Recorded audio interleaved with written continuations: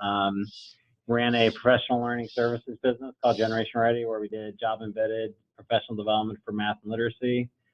Did that for about 5 years before moving on to Performance Matters. So certainly spent a lot of time in education, and had a great time so far at Schoology. I don't feel like I'm such a special guest anymore. I feel like I've been here long enough where I'm just part of the, part of the ecosystem at this point. But I spent a lot of time with sales and CS. I spent a lot of time with our largest customers, trying to understand what they need and trying to make sure we're doing our best to deliver it alongside of the team that serves all of our customers through the CS team as well. So with that, I'm happy to open it up for questions. One thing I'd like you to do before we start the question and answer is talk a little bit about Marnie. She's on the phone. Maybe we can introduce Marnie as well.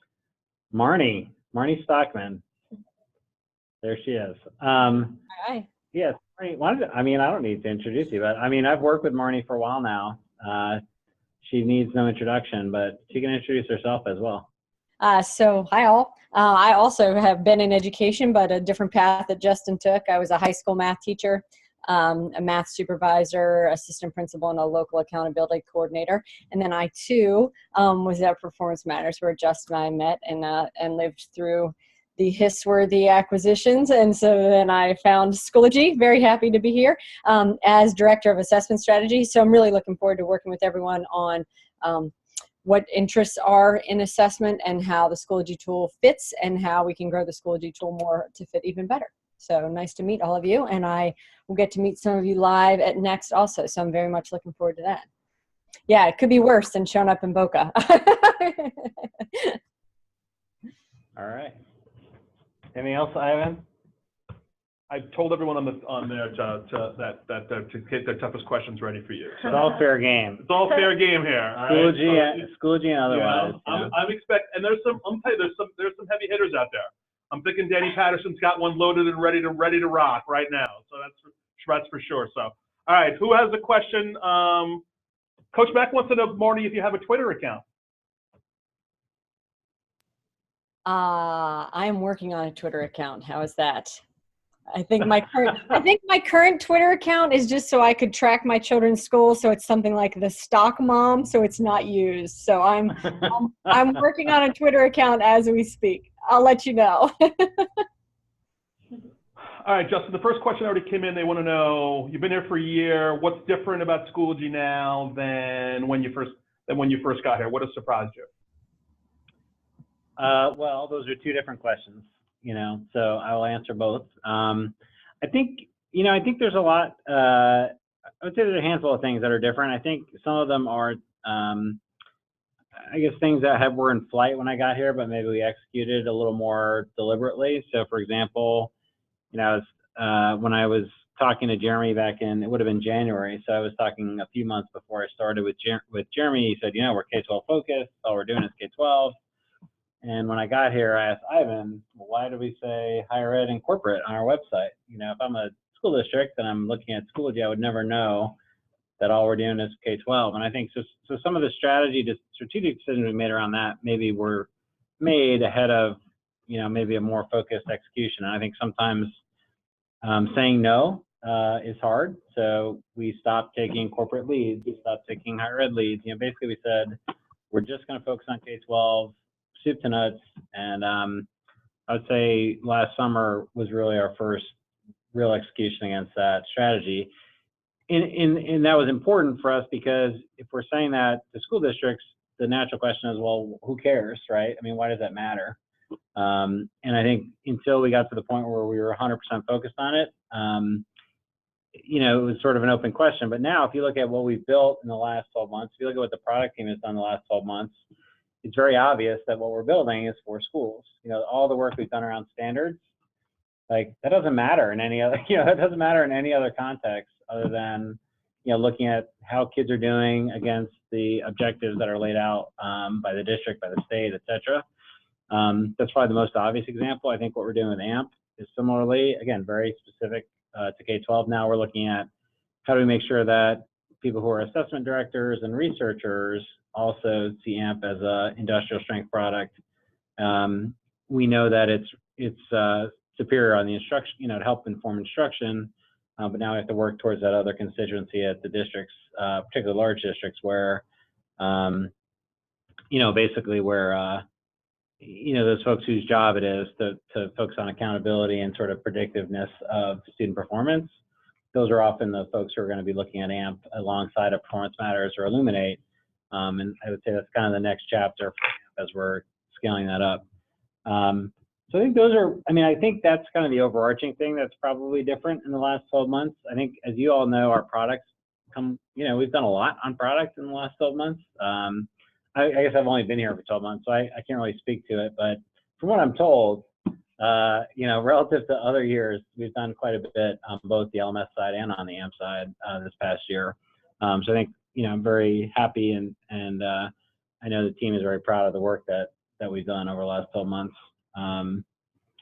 Surprising, I don't know that there's been a lot of surprises. I mean, I think Jeremy did a great job of giving me a very clear idea of what were the challenges, what were how was the business doing, what were the sort of dynamics that we were needing to work in terms of the market, in terms of building our own capacity. So I don't think there's been that many surprises, to be perfectly honest. I think I knew what I was getting into, and I've been pretty happy doing the work. Just a question from one of the folks here is, what does that leave the higher ed clients? Because we know that we have some. Yeah, no, and we still do, and they're renewing. I mean, the reality is, for those higher ed clients we've had, it's working well for them. I think for them, it's more as they get into their next buying cycle, they're thinking the next 5 years, next 10 years. I think that's where they know that we're building for K-12, even though we're serving their current needs, and our CS team is serving them well. So it's not to say we're not servicing them really well. We are. It's just that they know we're not building for them anymore. And so as they think about their longer term plans, if they have product needs that we say they're probably not going to be prioritized because they don't fit in our K-12 strategy, that's just an honest conversation we're having at this point. So we have an expectation that there is going to be a higher attrition for higher ed. But so far, I mean, we have a lot of happy higher ed customers. And again, it's an open, they know what we're doing and what we're not doing, and we're not serving them any less well from a company standpoint. But we do expect over time, as their cycles come up, we would expect a higher attrition rate. So we're going to get a question for Morning in here because somebody asked specifically. So Morning, given your background in assessments, thinking of K through 1 students, Morning, what's your feeling on how assessments can be leveraged for the youngest students in the district? So what I've seen a lot of folks do in assessment platforms in general is sort of incorporate their interview assessments for the teachers into the platform for K through 2. So if there are math questions, you would put the prompt for the teacher aligned with the standards right in the platform so that you could, the teacher would see on the platform, I've given you 3 nickels, 2 dimes, 4 pennies, and a nickel or a dime. Can you make 37 cents? And then they can type the way the student responds right in the platform so that you can sort of have that storytelling rubric along with the actual score that a teacher might give in the platform. So I've seen that as a pretty effective way to get the data around the students in the platform, and also being able to track things like fluency and phoneme awareness and all of those types of things where you have the score right in with the words so you can really see how they're growing against time aligned to those standards, or even put those in as custom standards along the way. I don't know if anyone has a specific content area that they want more specific on, but those were the first things that come to mind when I look at the K through 2 folks. That's great, thank you. So Justin, kind of an open-ended question around where do you see Schoology over the next 5 years? Yeah, so I think that's a great question. So, the company is 10 years old this year, so whatever I say is probably going to be dramatically wrong, 5 years from now, because it's, another 50% of the company's life. I think, though, just in broad strokes, in terms of where we intend to be, I guess I can certainly talk about that. I think, we expect to continue to see, growth in the LMS, adoption. So, things are going more digital. I mean, there's no question about that. Content is already that way. Broadband is going faster than anyone expected in K-12. Hopefully that will continue. The notion of equity and access is continuing to be a big focus for states and for districts. And I think we can play a role in that in terms of helping to ensure, you know, consistently high quality curriculum is getting to students across the board. Certainly our goal of putting things on mobile, so it doesn't require a laptop or a desktop computer to deliver content. So I think we're highly aligned on the LMS side with where things are going from an overall perspective, and also, you know, sort of that bleeding edge of districts that are focused on mastery, focused on competency-based education. We want to support that, and the challenge there is we want to support it, but for most districts, it's pretty aspirational still. It's not necessarily something that has been institutionalized across the board. On the assessment side, I mean, 5 years from now, we should be the leading common assessment platform for K-12. I mean, I really, like, that is where we tend to go, and I think we can get there because we are actually doing it in a way that is going to drive student growth. You know, so instead of having an assessment platform that's sitting alongside of instruction, but is a little bit divorced from kind of what's going on every day, you know, our vision is put that platform in a place where teachers can use the data to make instructional decisions, married up with the LMS functionality where they can actually differentiate based on that data. And I think that is, as we can, again, continue to build out the platform, I think we have a great advantage there. So I think, you know, again, I expect a lot to happen on our assessment business in the next 5 years. We have some other products ideas coming behind that. I think where we want to be relevant is in that front, you know, kind of teacher learner area. And I think there's more we can do there around curriculum and other, not being a content provider, but sort of helping facilitate that process of written curriculum to delivered curriculum. I think there's still a lot of opportunity there for us. And then again, as we get bigger, you know, we would consider, are there other businesses out there that are adjacent to ours that we could tuck in a logical way that would make sense for the people who are using Schoology? The company's never been in a position to be able to even think about that really, whether we could actually go out and add another business to Schoology. We'd be really deliberate about that. We're not looking to, you know, we're not looking to roll up a bunch of companies and try and make it work. Generally that doesn't work for the customer in the end. Marnie and I have lived through that movie a little bit. But I think that is something that certainly becomes an option for us as we get bigger, to accelerate our ability to serve more needs of the districts that we're serving. So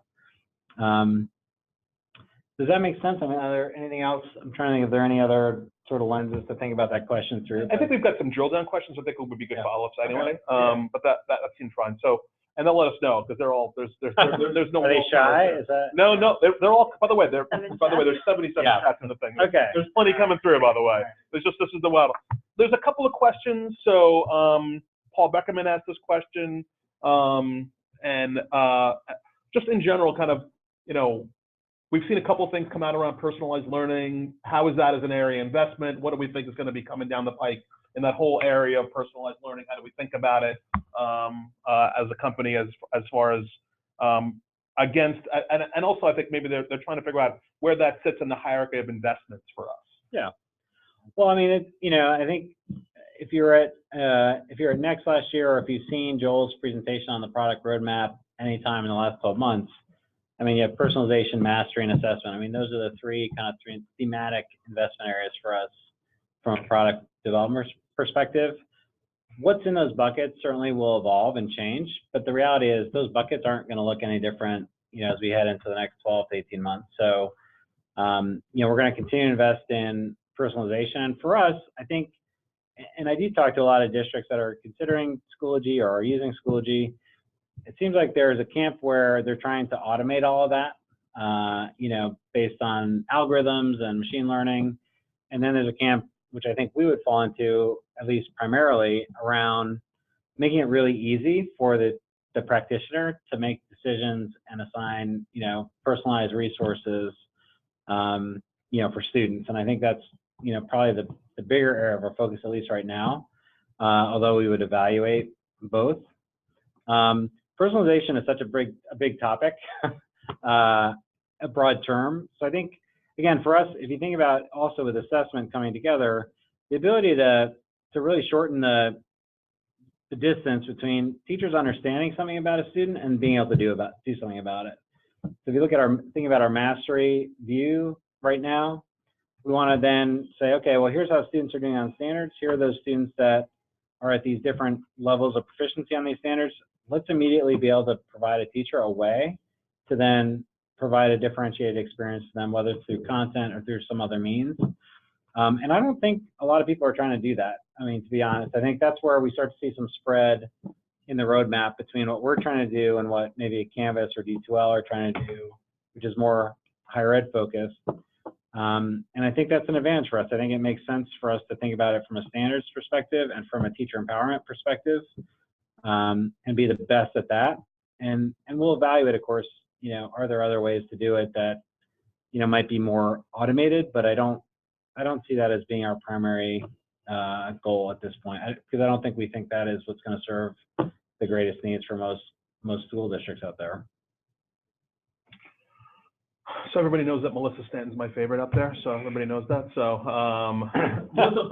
Melissa wants to know about compatibility with kind of how we see mobile devices, maturing. Are we ever going to see kind of parity between the web version of Schoology and mobile devices? Kind of from your perspective, from an industry perspective, kind of how do you kind of see that whole thing shaking out for us? Yeah, so this is a better question for Joel, to be perfectly honest. I mean, I think this is I can give you my opinion about it, and I will. But I mean, I think it's a good question probably for product because I'm sure they're thinking about it a lot. I mean, as a very practical matter, we have a pretty sophisticated platform, and I think there's always going to be things that are better done, at a laptop, frankly, because there is a fair amount of complexity to manage. I think at the end user standpoint, being a teacher or a student, I think as much as possible, I think we're trying to get to parity with, with the constraints that, you're talking about different size screens and obviously, I know we're trying to build more and more of the platform to be responsive to different devices and different device sizes.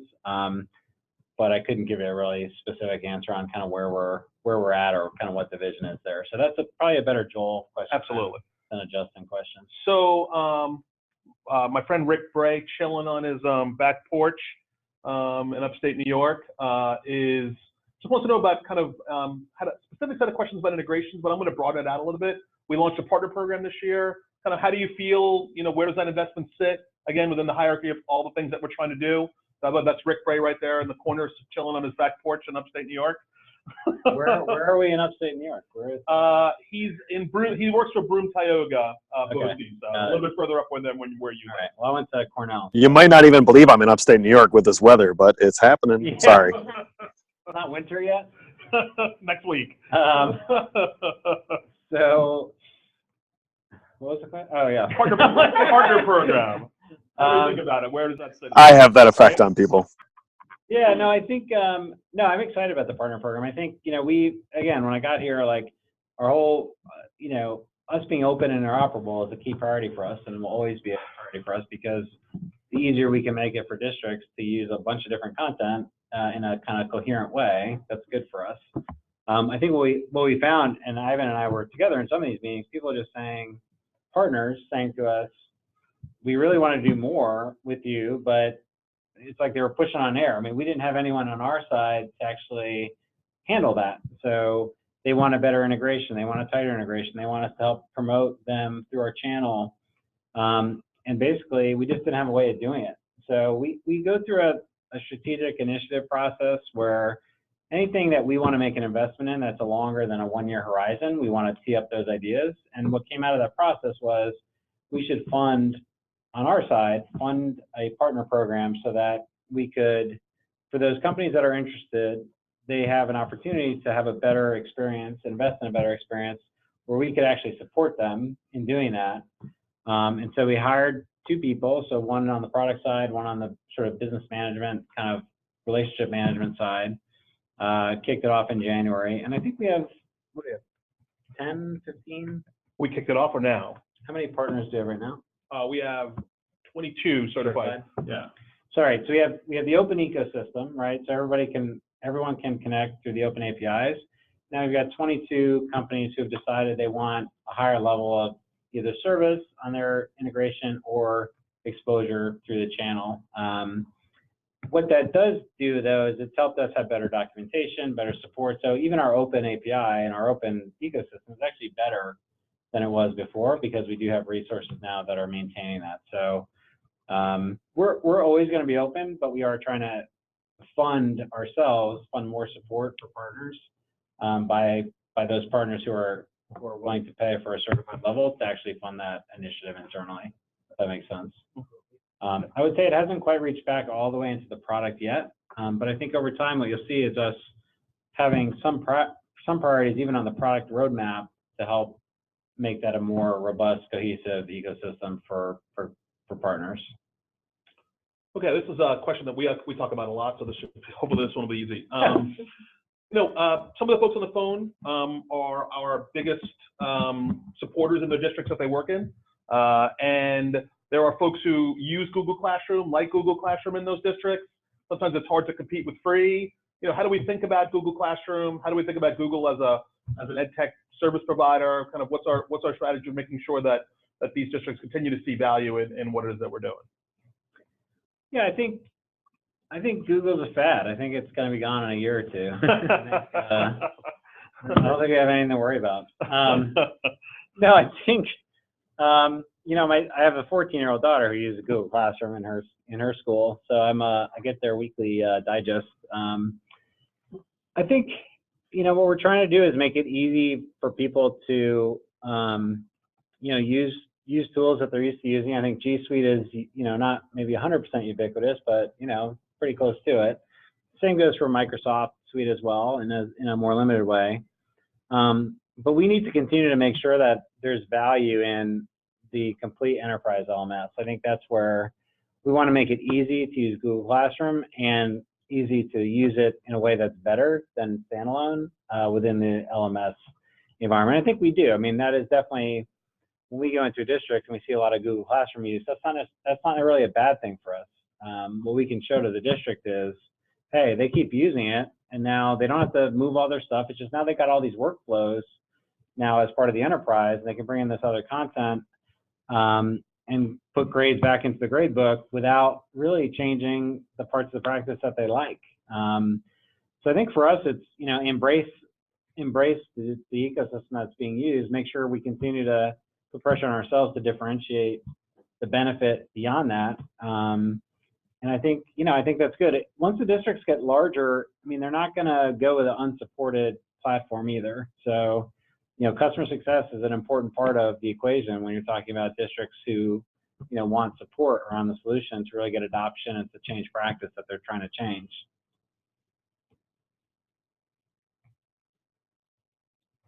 Awesome. So the next one is for Marnie. So Danny Patterson really wants to know how we feel about feedback coming to the new assessment platform.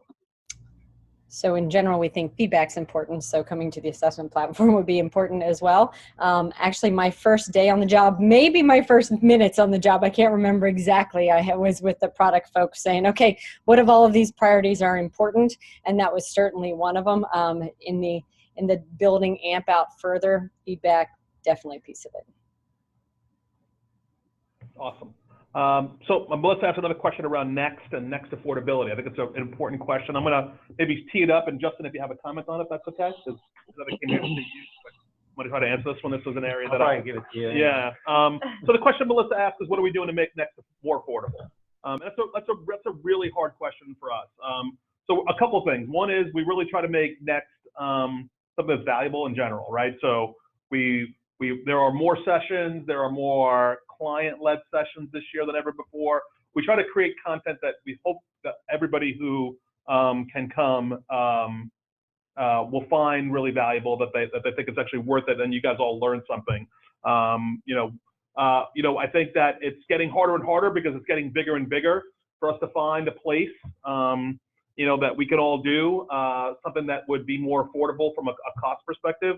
But the executive team is looking at it, and potentially in the next couple of years, it may morph into something that's different, where we can actually impact more people by by getting in front of them. We don't know, but right now, because to be fair, right now we're focused on making sure that people who are coming to Boca Raton are going to have an amazing time. And, we hope that everybody's coming. But, hi, Melissa, how are you? We see you. One of the things that we did do this year, just so I wanted to do a little bit more market research, is we had folks call, folks who had come to Next in the past but weren't coming this year. And the overarching reason was cost. And so we take all that data in. It's part of our decision-making process moving forward. It's a really fair question. And I think in the fall of this year, when we announce what we're going to do for next year, I think it's something that we have to look at to try to make it more affordable for everybody. I guess the only thing I'd add is our goal every year is to break even on Next. We haven't hit that goal yet. No.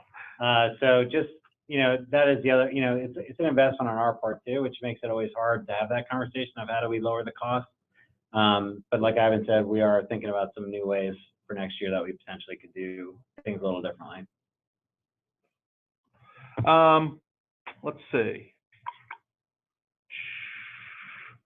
So parent communications.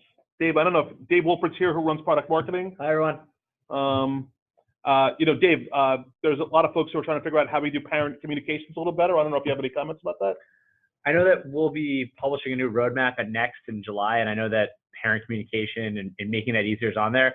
I think I know, I didn't read the exact one, but I'm sure something on there is going to be about updating the newsletter, because I feel like every time I talk to all of you or we do the roadmap stuff, it always is on there. I know the certain feature you're talking about, I know that one's not on there.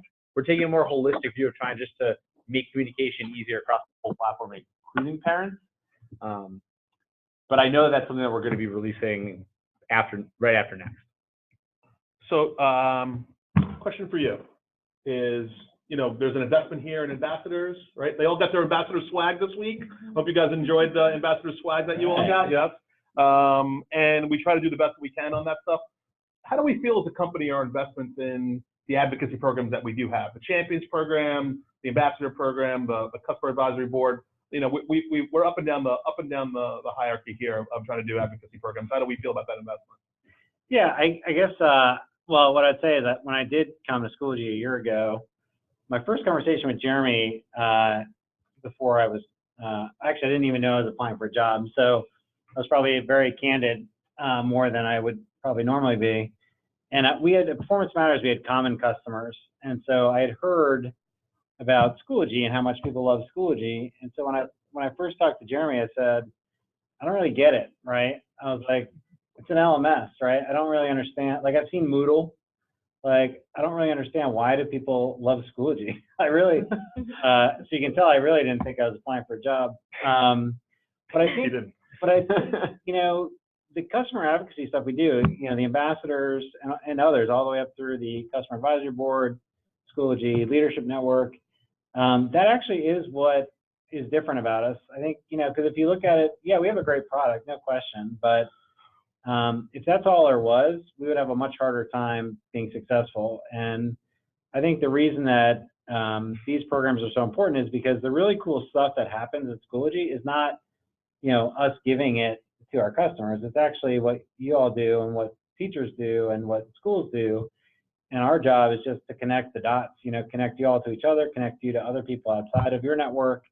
And I think that is actually fundamentally what's special about Schoology. If we're just a product, we wouldn't be that successful, because everything, feature by feature by feature, that is not why we've done so well. I think that is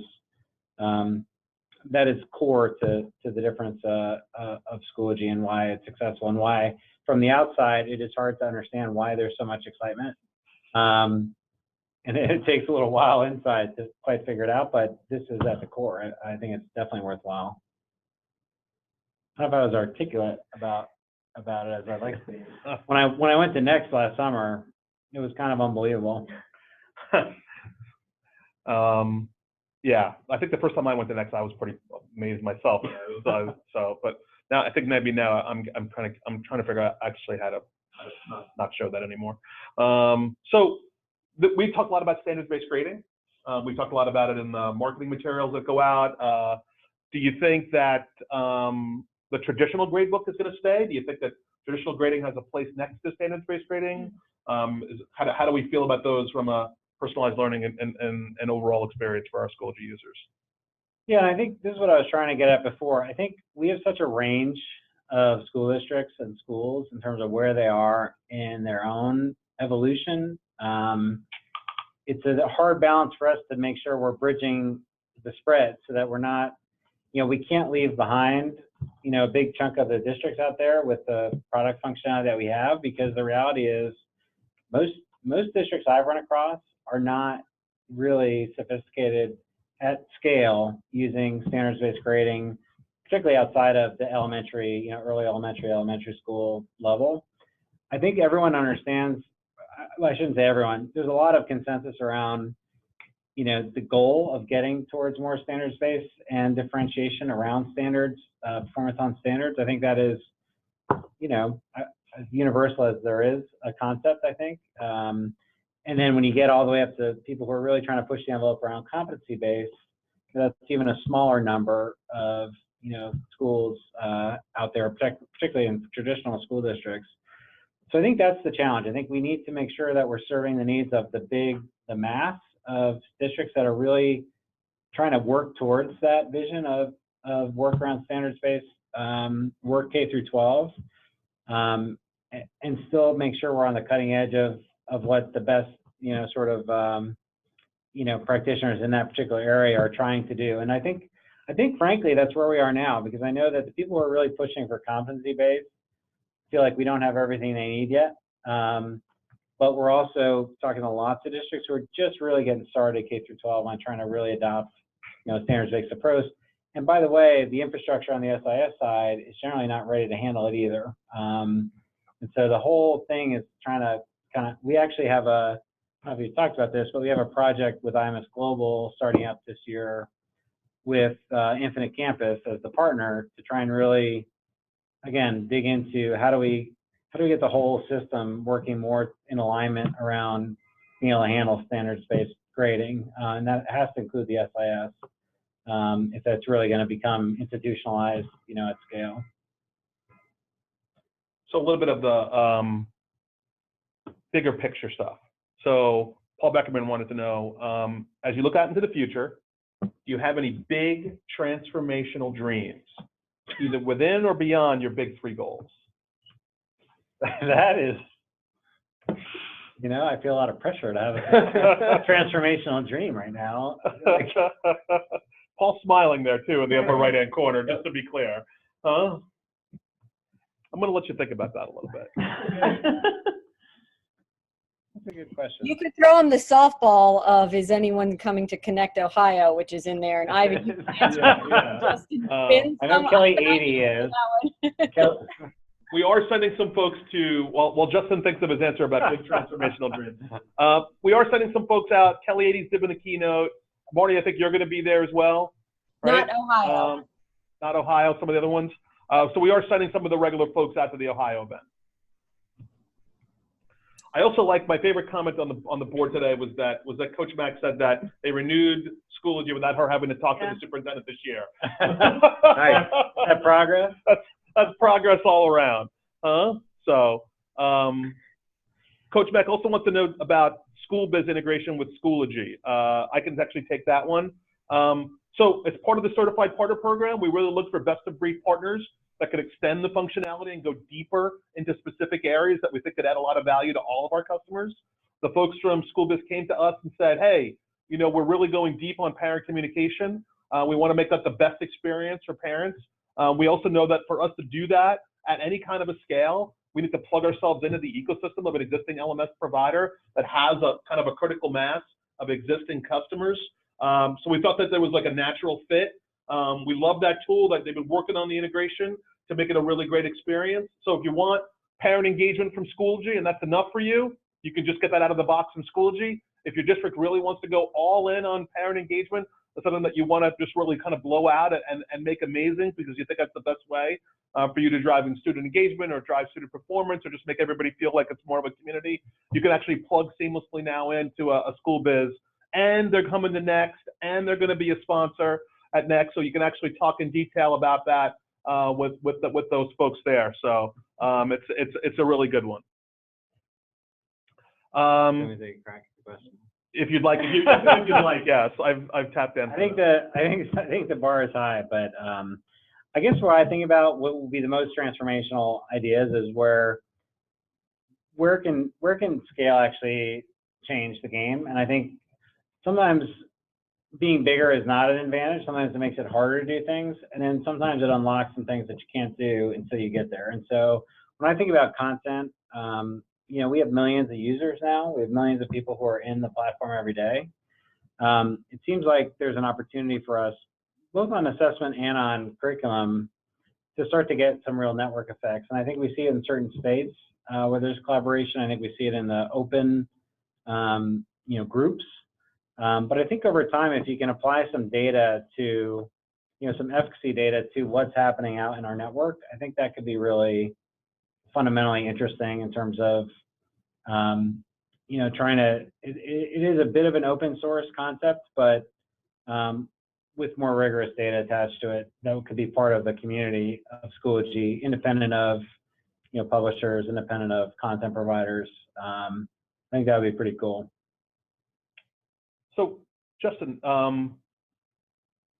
what do you think the culture of Schoology is today?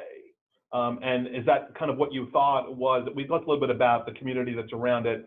What is it like working here in New York? What is the culture like? What's the vibe like in here in our office? You're here a lot. We're both here kind of on most days. What is it like to be here in our office? What's our culture actually like here in the office?